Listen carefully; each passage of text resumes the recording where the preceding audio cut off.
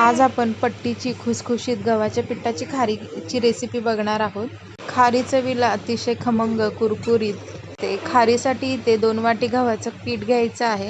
1 चमचा ओवा हाताने क्रश करून त्यामध्ये चवीनुसार मीठ घालून पीठ हे पाण्यामध्ये न भिजवता दुधामध्ये भिजवून घ्यायचं आहे. जसं आपण चपातीला मऊसूत कणिक मळतो तशा पद्धतीने कणिक मळून घ्यायची आहे. 4 मोठ्या चपात्या पातळ अशा लाटून घेतल्या आहेत आणि त्यावर प्रत्येक चपातीवर संपूर्णपणे साठा लावून चारी बाजूने असे फोल्ड करून घेतले आहे. ते व्हिडिओ दाखवल्याप्रमाणे चपातीचा चौकोनी आकार इथे फ्रीजमध्ये 2 तासासाठी ठेवून त्याला छान लाटून घेतला आहे.